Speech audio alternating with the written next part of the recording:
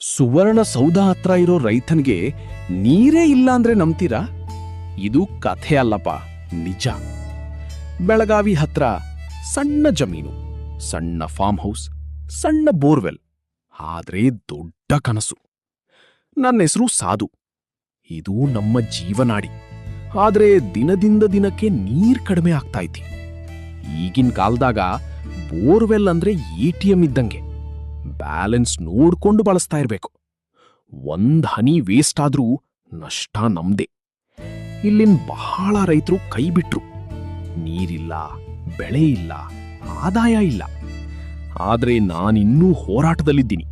ಯಾಕಂದ್ರೆ ಸಮಸ್ಯೆ ನೀರಿನಲ್ಲ, ಅದರ ಬಳಕೆಯಲ್ಲ. ನೀರಿಲ್ಲ ಅಂತ ಅಳೋದ್ರಿಂದ ಏನೂ ಆಗೋದಿಲ್ಲ. ಇರೋ ನೀರನ್ನ ಜಾಣ್ಮೆಯಿಂದ ಬಳಸ್ತಾ ಇರ್ಬೇಕು. ಈ ಟ್ಯಾಬ್ಲೆಟ್ ನೋಡ್ತಿದ್ದೀರಾ? ಇದು ನನ್ನ ಫಾರ್ಮಿನ ಮೆದುಳು. ಎಷ್ಟು ನೀರು ಬಳಸ್ತೀನಿ, ಎಲ್ಲಿ ವೇಸ್ಟ್ ಆಗ್ತೈತಿ, ಎಲ್ಲ ಇಲ್ಲೇ ಕಾಣಿಸುತ್ತೆ. ಈಗ ನಾನು ಸಾಮಾನ್ಯ ರೈತ ಅಲ್ಲ, ಸ್ಮಾರ್ಟ್ ರೈತ. ಇವತ್ತಿನಿಂದ ಒಂದು ಹೊಸ ಚಾಲೆಂಜ್ ಶುರು. 100 ದಿನ ಒಂದೂ ಹನಿ ನೀರ್ ವೇಸ್ಟ್ ಆಗದ ಫಾರ್ಮ್ ನಾನ್ ಮಾಡಿ ತೋರಿಸ್ತೀನಿ. ಕಡಿಮೆ ನೀರಿನಲ್ಲೂ ಹಸಿರು ಹೇಗೆ ಬೆಳೆಸಬೇಕು ಅಂತ. ಇದು ಕೇವಲ ಫಾರ್ಮಿಂಗ್ ಅಲ್ಲ, ಬದುಕಿನ ಯುದ್ಧ.